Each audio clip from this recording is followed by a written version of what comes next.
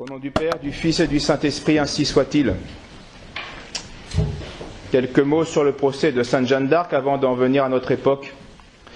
Le procès de Sainte Jeanne d'Arc a duré 5 mois, du 9 janvier au 30 mai 1431, jour de sa mort. Et on peut le résumer en 4 mots: irrégularité, partialité, malhonnêteté, absence de liberté. Monseigneur Cochon, donc, qui était son juge, pour les enfants qui découvrent ce nom pour la première fois, c'est pas Cochon avec un O, mais avec un AU, qui a donc dirigé ce procès monstrueux. Eh bien, n'était pourtant pas un monstre comme je l'ai montré dans mon livre, c'était par ailleurs un évêque plutôt respectable. Pourtant, ce qu'il a fait était monstrueux. Alors comment et pourquoi en est-il venu à faire ainsi une telle chose? Eh bien parce qu'il a commis une faute grave, et cette faute grave l'a aveuglé. Et tout le reste vient de cet aveuglement dû à cette faute grave qu'il n'aurait pas dû faire et dont il était très, très conscient qu'il ne fallait pas faire. Cette faute grave, c'est qu'il a voulu lui-même juger son pire ennemi politique. Il avait le droit de combattre Jeanne d'Arc politiquement, puisque lui, il était en faveur. Il y avait 2 camps, il y avait une bataille. Il y avait ceux qui étaient pour la double monarchie anglaise et française, sous une royauté qui était anglaise, et puis ceux qui disaient non, indépendance de la monarchie française. Il y avait donc une guerre. Il avait le droit de combattre de Jeanne d'Arc, il avait le droit de penser qu'elle se trompait, il avait le droit de ne pas la croire, etc., etc. Il n'avait pas le droit de la juger, puisqu'elle était son pire ennemi politique, puisqu'il était même le concepteur même de cette double monarchie avec d'autres. Et c'est d'ailleurs ce qui va provoquer la plus grave des irrégularités de ce procès, puisque Jeanne d'Arc va plusieurs fois récuser la compétence de l'évêque, le déclarant comme son ennemi capital. Il ne faut pas être jugé par son ennemi, il faut être jugé par une personne tierce, indépendante, pas par son ennemi, ça n'a pas de sens. Et ce qui n'a pas de sens, c'est ce que Cochon a voulu. Ça l'a aveuglé et ensuite tout se découle. Et d'ailleurs l'Inquisition, dans les règlements, prévoyait ce cas de récusation d'un ennemi. Les témoins diront, et résument cette situation: tout ce qui se fit contre Jeanne fut fait en haine du roi de France et pour le diffamer. L'opinion générale était que toute la procédure était nulle et Jeanne, victime d'une très grave injustice. À cela s'ajoute la partialité. Encore, un des témoins disent: on disait qu'elle était jugée par haine et animosité et non pas selon l'équité. Aussi en ai-je vu plusieurs pleurer lors de sa condamnation, parce qu'ils avaient honte. Parce qu'ils savaient très bien que ce qui s'est passé n'était pas digne. Un autre témoin: à mon avis, on doit qualifier ce procès de persécution volontaire et inspirée par la passion plutôt que d'action de justice. À cela s'ajoute la malhonnêteté. Jeanne va subir aussi un procès falsifié dans ses pièces plusieurs fois. Puis l'absence de liberté. Car à Rouen, à cette époque, la peur régnait. La peur. La peur. Peur d'être désapprouvé pour les juges ou les prêtres qui faisaient ce procès, d'être désapprouvé par ses confrères. Peur d'être mis au banc de l'université de Paris, qui avait pris cause et effet en partie, enfin pour certains, pour l'Angleterre. Peur de perdre ses revenus, donc sa tranquillité financière et son autonomie. Peur de l'occupant anglais. Peur aussi tout simplement de perdre la vie. Les témoignages en ce sens sont nombreux. Certains disent: j'avais peur des Anglais. D'autres: j'avais peur qu'ils ne s'aperçussent que je ne voulais pas aller au procès. Il y en a qui auraient bien voulu ne pas participer. Ah mais si je ne suis pas là, on va le voir. Et si on le voit, on va me chercher des niaises. J'avais peur pour ma vie. Un autre dit: c'était contraint par Monseigneur l'évêque, etc. Rares, très rares sont ceux qui auront le courage d'être fidèles à la vérité des faits et à leur conscience. Quelques-uns, Maître Jean Loyer, lui avait donné son opinion en présence de l'évêque, Monseigneur Cochon, et pour lui le procès était nul pour bien des raisons, et on va lui faire comprendre, il va sentir que la situation a complètement tourné contre lui, et il va s'enfuir de Rouen et se réfugier à Rome où il finira ses jours. Monseigneur Jean de Saint-Avit, évêque d'Avranches, lui, vu la difficulté du procès, dit qu'il faut remettre ce procès à un concile général. Donc c'était intelligent, à quelque chose pas une seule personne et pas à l'ennemi. Et bien sûr, cette proposition va déplaire à Monseigneur Cochon, qui va avoir une grande rancune, les Anglais aussi, et l'année suivante, eh bien, ils vont se venger, ils vont l'accuser, alors qu'il y a eu un complot pour la libération de Rouen, eh bien, ils vont l'accuser, le mettre dedans et le mettre en prison, malgré son grand âge. Maître Nicolas de Houpville, un autre prêtre, lui va être l'objet de sanctions pour avoir dit que la procédure ne lui semblait pas bonne. Il donne son avis, Et il est sanctionné. Il sera donc convoqué d'abord par l'évêque, il va lui résister courageusement, mais ensuite il va être appréhendé par les Anglais, mis en prison. Et il dira, l'évêque de Beauvais était furieux contre moi. J'allais à être envoyé en exil en Angleterre ou ailleurs, hors de Rouen. Mais Monseigneur l'abbé de Fécamp, donc le père abbé, et quelques-uns de mes amis purent toutefois l'éviter. Donc ils ont eu gain de cause pour le protéger. Maître Jean de Châtillon, qui était archidiacre d'Évreux, docteur en théologie, fut lui interdit de siéger au procès, parce que quand il posait des bonnes questions, il posait des questions de procédure qui n'allaient pas, etc. Et donc ça a énervé Monseigneur Cochon. On pourrait citer aussi Jean Massieu, un des greffiers, qui dut lui faire des excuses à l'évêque de Beauvais pour avoir dit à des gens qui le questionnaient qu'en ce qui le concerne, il ne voyait que du bien chez Jeanne. Cette simple phrase est remontée aux oreilles de Monseigneur Cochon, et il a fallu qu'il s'excuse devant, pour ne pas avoir plus d'ennuis. Maître de La Fontaine, lui, fit une démarche pour tenter de sauver la vie de Jeanne à la fin du procès. Eh bien, il va s'enfuir parce qu'il disait qu'il était en danger de mort s'il restait là. On pourrait citer aussi le dominicain Pierre Bosquier, qui va confier, lui aussi, à ceux qui le demandent, ces juges, il pensait que les juges avaient fait mal et qu'ils faisaient mal. Donc il disait la vérité, il est courageuse. Il va être dénoncé, ça va revenir aux oreilles de Cochon, qui juge que ces paroles-là sentent l'hérésie. Donc il fait pression sur l'inquisiteur, un dominicain aussi, du même couvent, et ça va se finir ainsi. Il va falloir il va reconnaître d'avoir eu tort de prononcer ces paroles. Il disait il l'a fait il le dira, de manière inconsidérée, par inadvertance et sous l'effet de l'alcool. Il en est là pour sauver sa vie. Il fait un mensonge pour sauver sa vie. Pour sauver en tout cas une sanction beaucoup plus grave. Dominicain. Il va être quand même puni par l'évêque, par pression de l'évêque, puni à 9 mois dans son couvent, au pain et à l'eau. Donc s'il ne s'est pas rétracté, vous pouvez imaginer la sanction. Alors vous allez dire, mais punaise, mais c'est quoi cette époque misérable? Qu'est-ce qui se passe? Pourquoi tous ces hommes manquent de courage alors que c'est des prêtres, la plupart, des évêques, des pères abbés, ils devraient montrer des exemples de vertu, mais c'est quoi cette histoire-là?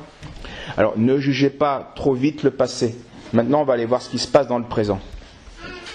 Et pour cela, je vais, certains la connaissent certainement, faire appel à la célèbre expérience de Stanley Milgram, qui a été réalisée en 1963 et qui a été maintes fois reproduite dans divers pays, à chaque fois qui a donné la même tendance, les mêmes résultats.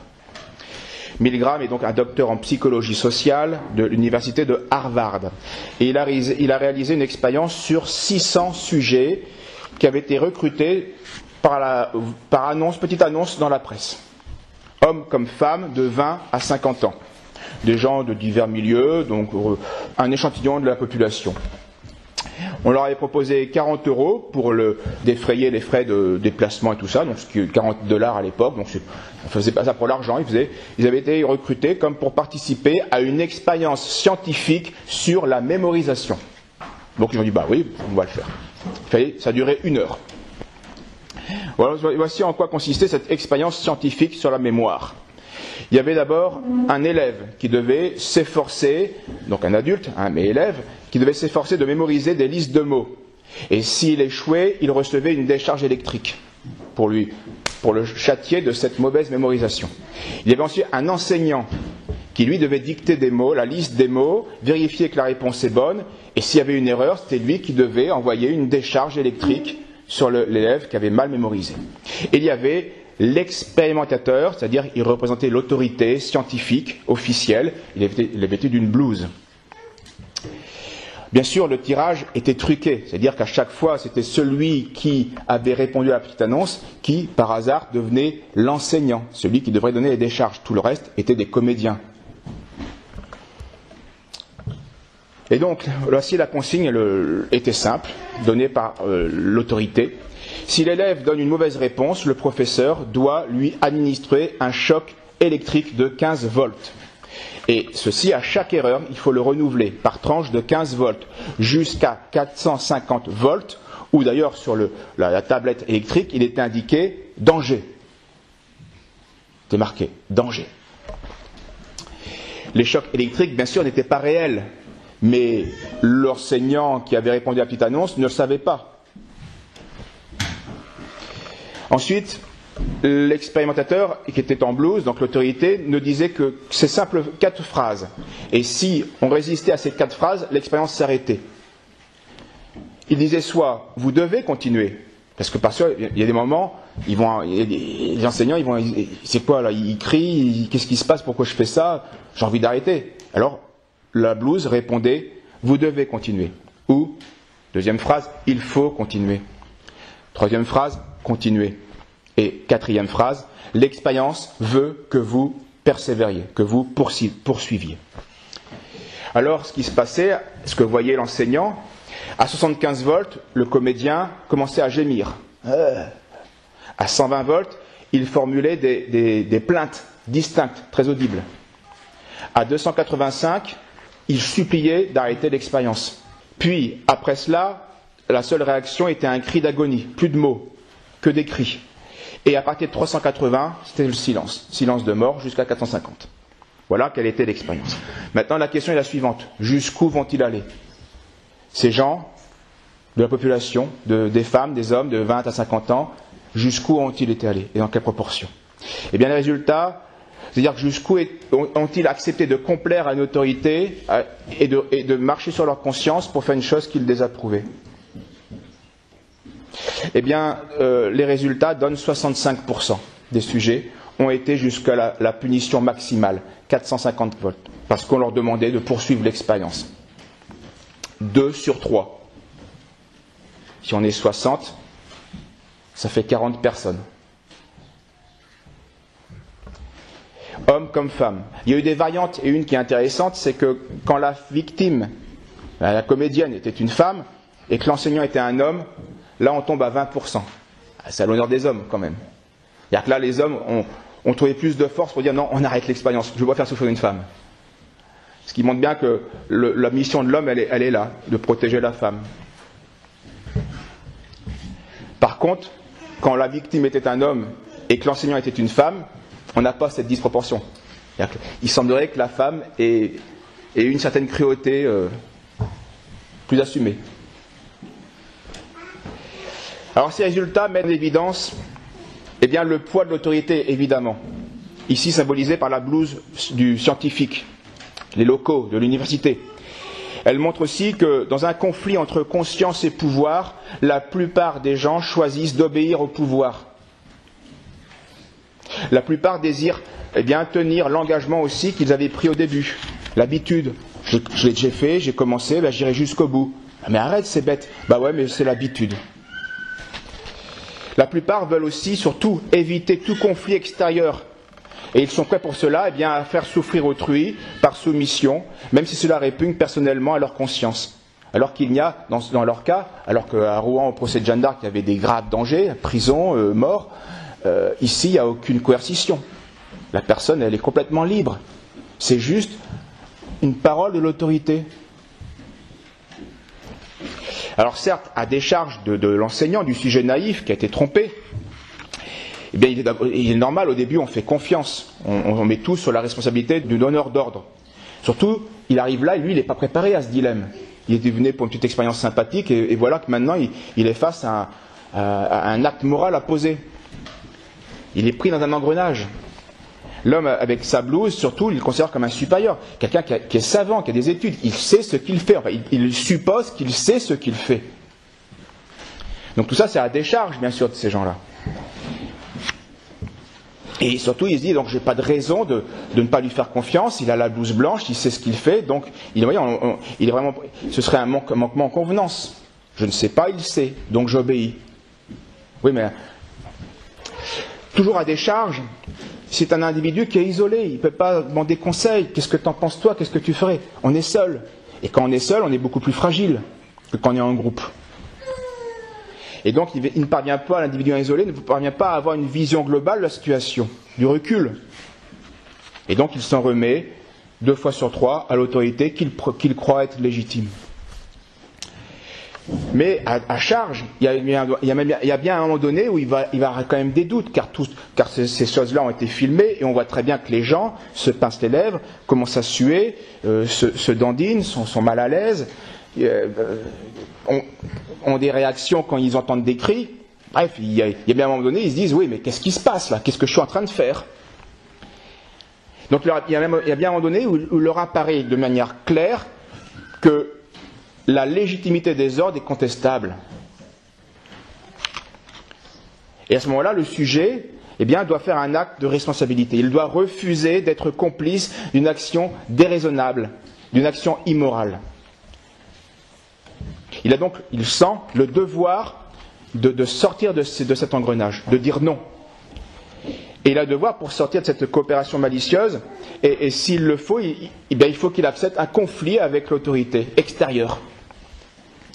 Et s'il refuse ce conflit extérieur, alors à ce moment-là, le sujet enclenche un processus intérieur de destruction qui le mène jusqu'au bout des manettes, 450 volts. La plupart des gens préfèrent se détruire intérieurement plutôt que d'assumer, d'affronter l'épreuve inévitable du conflit extérieur. La plupart des gens éprouvent bien sûr une forte angoisse à l'idée de rompre ouvertement avec l'autorité. Et donc ils vont jusqu'au bout. Donc entre un conflit extérieur et futur, entre pouvoir et ma responsabilité, plutôt entre ma tranquillité et le pouvoir, on préfère le plus souvent étouffer un conflit intérieur et présent entre ma conscience et puis le mal que je fais, la victime. Mais c'est sans danger pour moi, extérieurement. Sans danger pour moi, extérieurement, parce que c'est un processus de destruction intérieure. Alors maintenant, quittons la sociologie. En théologie morale, ça s'appelle quelque chose que vous connaissez bien. Ça s'appelle un péché. La tentation, puis le péché. Une souffrance intérieure, une tension intérieure. Il faut y vaincre par la vertu, pas par la coopération au péché. Et malheureusement, les hommes préfèrent pécher par utilité plutôt que de souffrir par nécessité. Il y a des moments, on est dans des circonstances où il faut souffrir pour continuer à faire le bien. Mais la plupart des hommes ne veulent pas de cela. Ils préfèrent faire le mal pour arrêter de souffrir, arrêter de peiner. Pourquoi est-ce qu'on ment? Pourquoi toutes ces misères de la vie? Et à ce moment-là, ces personnes-là abandonnent, laissent tomber leurs responsabilités personnelles, abandonnent leur vie morale. C'est vraiment une destruction. La plupart des gens donc acceptent de violer la loi morale qui interdit d'infliger des souffrances à un innocent. Ça, n'a pas besoin d'être chrétien pour comprendre cela. C'est la loi morale, c'est la loi dans chaque homme, c'est je ne fais pas souffrir quelqu'un pour rien, qui n'a rien fait. Parfois, on peut faire souffrir quelqu'un, oui. Quelqu'un qui, on sait, il a le secret, on sait où il a posé la bombe, on veut savoir où elle est, on va le faire souffrir pour qu'il le dise. Là, c'est pas immoral. Où as-tu posé cette bombe? Tu veux pas le dire, on va te faire souffrir. Il faut que tu craches ça. Mais quelqu'un qui n'a rien fait, j'ai pas de raison de le faire souffrir. Donc les gens préfèrent faire cela plutôt que d'affronter un pouvoir abusif. La plupart des gens ne veulent pas souffrir pour la justice. Et ils préfèrent obéir à des ordres injustes. Et pourtant, ces individus, souffrent intérieurement. Les vidéos qui le montrent sont très claires. Et d'ailleurs, ceux qui ont fait ces expériences n'en avaient pas le droit moralement. Ils ont mis dans l'occasion de pécher des gens pour faire une expérience. C'est immoral ce qu'ils ont fait. Bon, c'est fait, on a les résultats, on en profite. Mais on n'a pas le droit de faire ça. Ils ont refait cette expérience il y a 10 ans. Même scénario, mais dans un jeu télévisé. Ça s'appelle le jeu de la mort. Regardez le reportage, c'est effrayant. Et j'en ai même pleuré à chaque fois que je regarde ces gens. Sur 80 personnes, il n'y a que 9 qui ont résisté au début, et puis 7 encore. Donc il n'y en a que 16 qui ont eu la force intérieure de dire non, j'arrête de faire ça, et j'arrête le jeu. 16 sur 80. Et on les voit sur leur visage, ils souffrent. Ils sentent bien qu'ils font mal et qu'il faut qu'ils arrêtent. C'est dégoûtant d'avoir filmé ça et d'avoir montré ça. De les avoir mis dans cette occasion-là. On ne peut pas mettre quelqu'un pour s'amuser, même pour faire une expérience, et les mettre dans une occasion de péché. C'est du mensonge. Un mensonge qui, eux, parce que les 16, là, sont sortis encore avec gloire, mais les autres ont tous péché. Ils ont accepté de faire n'importe quoi, parce qu'ils ont été entraînés, parce qu'ils ont été faibles. La plupart des gens ne veulent pas souffrir pour la justice, et ils préfèrent obéir à des ordres injustes. Et pourtant, eh bien, ces individus souffrent intérieurement dans l'expérience. Et d'ailleurs, on le voit puisqu'ils choisissent parfois des moyens moins radicaux pour, soit la tension va être, elle dure moins longtemps, soit ils se trompent, ils en mettent moins, soit avec l'intention de voix, ils essayent d'indiquer le bon mot à la personne. Bref, ils trichent, ils respectent plus que le jeu parce qu'ils veulent arrêter ça. Mais ça, c'est des subterfuges. La seule manière d'arrêter cela, c'est de dire je ne coopère plus, j'arrête ça. Donc en fait, ils se donnent bonne conscience en aidant la victime, mais ils n'arrêtent pas le jeu. Et ils vont jusqu'au bout. Ils neutralisent leur mauvaise conscience aussi vis-à-vis des actions précédentes par les nouvelles. Et ça aussi, on le voit comment la logique de l'engrenage du péché. C'est au début qu'il faut dire non. Moi, je participe. C'était au début, en fait, ceux qui ont fait cette expérience disent bien comment expliquer ça. C'est le moment où ils ont signé, où ils acceptent de faire cette expérience. C'est là qu'il fallait dire non, moi je suis venu, excusez-moi, je repars. Parce qu'on le fait une fois, 2 fois, 3 fois, 5 fois, 6 fois. Après, il faut justifier ce qu'on vient de faire, ou alors il faut avouer. Et ça aussi, ça demande du courage d'avouer sa faute. J'aurais pas dû faire ça 20 fois, la 21e fois, j'arrête. Non, j'ai fait une erreur. J'arrête maintenant. C'est beaucoup plus dur. C'est au départ qu'il faut dire non, je ne coopère pas. Parce que si on a coopéré 8 fois, pourquoi pas 9 ? Et ça peut même nous justifier les 8 fois qu'on avait fait avant. On voit aussi ces gens-là qu'ils font tout pour ensuite dissimuler les conséquences de leur acte lorsque, on leur explique ce qui s'est passé. Certains vont donner vont nier leur responsabilité. C'est vous qui me le disiez. Moi, j'étais qu'un instrument. Ou alors, j'y croyais pas. Alors qu'on voit très bien qu'ils y croyaient. À la tension qu'il y avait sur leur visage, ils avaient de la peine pour le monsieur qui souffrait. Que croyait-il ?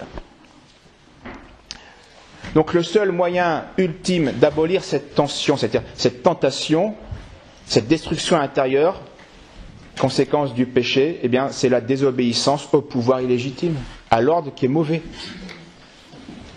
C'est le refus de coopérer au mal. Mais désobéir, c'est un acte qui est pénible, qui crée de l'anxiété, parce que nous sommes animal social. Et en général, celui qui a le pouvoir, il a aussi la force. Ça va ensemble en général. Et donc il peut nous exclure, il peut nous punir si on désobéit. Et pourtant, la vie morale est à ce prix, même si parfois c'est pénible. C'est là où on nous montre aussi que pourquoi est-ce qu'en fait tant de gens ont tant de mal à désobéir devant des mauvais ordres ? C'est parce que la plupart des hommes n'obéissent pas aux bons ordres. Parce que c'est lié. Pourquoi est-ce qu'un enfant ment ? Parce qu'il n'a pas envie de se faire violence. Donc il ne veut pas être puni ou il veut un avantage, il va mentir. Mais cet enfant qui ment pour son utilité n'aura pas la force de désobéir à des ordres injustes. Il va continuer dans le mensonge. Les péchés ont des conséquences sociales. Donc seule une minorité d'individus ont été capables d'arrêter cette expérience en refusant d'obéir. Parce que cette volonté délibérée d'aller à contre-courant demande de la vertu, une très grande force. Celle d'accepter de souffrir pour la vérité des faits, pour la justice, et puis nous qui savons la conformité avec la volonté de Dieu et la bonté de Dieu. La loi naturelle et la loi surnaturelle. La loi naturelle que Dieu a mise aussi dans nos cœurs, dans le cœur de tout homme. Et cette sorte de désobéissance vertueuse exige la mobilisation de toutes nos ressources intérieures. Ça demande vraiment un gros effort. C'est prêt à tout perdre pour ne pas coopérer au mal. Et donc on ne peut y accéder que par une vie intérieure profonde, considérable.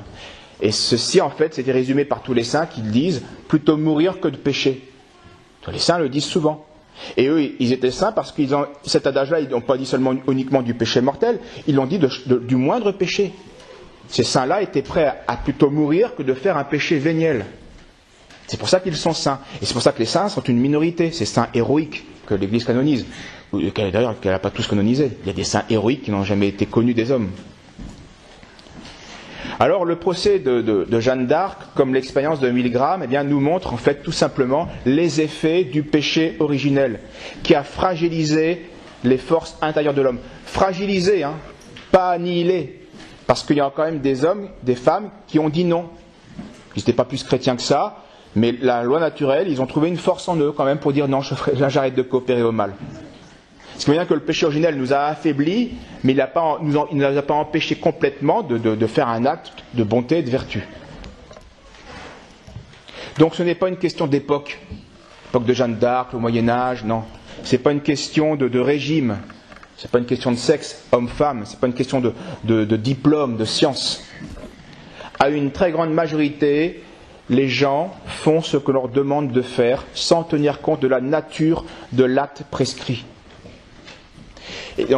Et nous qui sommes inférieurs dans une société, dans une entreprise, ou si nous sommes enfants dans une famille, de quelle manière obéissons-nous ?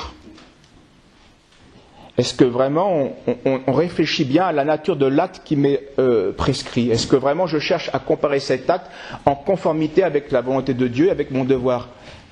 Et souvent on ne le fait pas parce que il faudra conclure que en fait il faut obéir. Mais j'ai pas envie d'obéir. Ou alors, il faudra aussi peut-être conclure, mais je ne dois pas obéir. Ah oui, mais papa, il est fort. Et si j'obéis pas à un ordre mauvais de papa, il va abuser de sa force. Comme les princes l'ont fait dans toute l'histoire des hommes. Ça arrive, c'est arrivé, ça arrivera.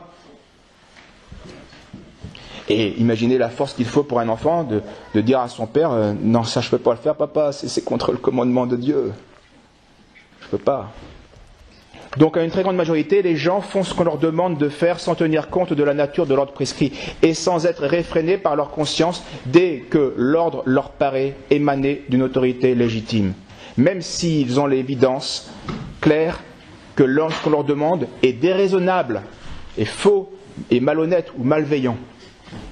La plupart des gens préfèrent leur tranquillité égoïste à une vérité exigeante. Bref, autrement dit, la plupart des gens n'en ont rien à faire de la vérité. Mais rien. Absolument rien. Donc ils n'en ont rien à faire de Dieu. Parce que Dieu est vérité. Oui, mais c'est exigeant tout ça. Non, je m'en fous, moi je veux vivre tranquille. C'est ça l'histoire humaine. C'est l'histoire du péché originel. Et après, ça donne des conséquences qu'on peut imaginer, ce qu'on est en train de vivre. Ça crée des drames, évidemment. Quand on ne respecte pas la loi de Dieu, ça crée des drames. Donc ça, c'est la triste réalité de notre humanité déchue. Et donc ça explique la lamentable histoire des hommes. Donc le mal, c'est pas d'obéir. C'est l'obéissance aveugle qui est dangereuse, qui est même mauvaise. Obéir parce que... Non, on n'obéit pas parce qu'on m'a dit d'obéir. Non, j'obéis parce que j'ai jugé la conformité de l'acte avec la raison et la bonté, ultimement, en Dieu. Et donc Dieu jugera nos actions sur ce critère. La facilité que l'homme a à nier sa responsabilité est un processus de destruction. Et voilà pourquoi Dieu nous interdit le péché. Et voilà aussi pourquoi il punira. Dieu punit le mal pour nous empêcher de le faire, parce qu'il sait très bien que ces péchés-là nous détruisent intérieurement. La coopération au mal nous détruit intérieurement. Le péché nous détruit intérieurement. Alors, ceci explique encore pourquoi la plupart des policiers, la plupart des magistrats, la plupart des médecins, bref, la plupart des hommes, qu'ils soient chrétiens ou pas, parce que les chrétiens sont aussi blessés par le péché originel, seront prêts à coopérer au goulag futur, au goulag passé, au goulag présent. Là, il y aura bien sûr des exceptions, des glorieuses exceptions, des héroïques exceptions. Mais si le goulag de Staline a duré 80 années, alors que c'était une industrie d'esclavage inique fondée sur du pur mensonge, 80 ans c'est long, ça a duré. Pourquoi ? Parce que la plupart des gens ont coopéré au mal pour éviter d'y finir dans ce goulag, par la peur, comme à Rouen. Si la masse accepte le mensonge, c'est la tyrannie qui s'enclenche, c'est inévitable. Donc la plupart des policiers, des magistrats, des médecins, des hommes, des chrétiens, vont coopérer au mal, parce qu'ils auront peur, parce qu'ils préféreront laisser leur vie morale pour une utilité. Morale de cette histoire, Ne faites pas confiance aux hommes, nous dit l'Écriture. Ne mettez pas votre confiance dans les hommes. Méfiez-vous des hommes. Craignez Dieu, oui. Craignez Dieu. Et plus encore aussi, méfions-nous de nous-mêmes. Parce qu'on est de la même patte, tous. On est de la même humanité déchue. On n'est pas meilleur que les autres, sans la grâce de Dieu. Sans la grâce de Dieu. Conclusion, c'est ce que notre Seigneur nous apprenait à ses disciples. Ne craignez pas ceux qui tuent le corps, mais ne peuvent pas tuer l'âme. C'est-à-dire les hommes. Ne craignez pas les hommes. Ils peuvent vous tuer, vous faire souffrir, vous frapper, vous mettre en prison, mais ils peuvent rien sur votre dignité, sur votre âme. Le Christ nous dit, non, craignez plutôt celui qui peut perdre l'âme et le corps dans la géhenne de feu. C'est-à-dire notre Créateur, notre Maître, notre Juge. C'est lui qu'il faut craindre. Et c'est ce que Jeanne d'Arc nous montre. Et ça n'a pas été facile même pour Jeanne d'Arc. Le jour où elle comprend qu'elle va mourir, elle a quelques secondes de désespoir, où elle s'arrache les cheveux, de pleurs. Puis elle se ressaisit. Elle va, non, tant pis, on la brûlera. Mais je ne vais pas dire le contraire de ce que Dieu m'a demandé de dire.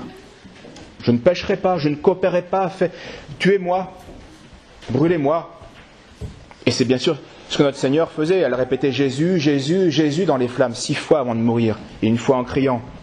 Et notre Seigneur est venu sur terre pour nous montrer cet exemple-là. Parce qu'il savait très bien de quelles pattes sont faits les hommes.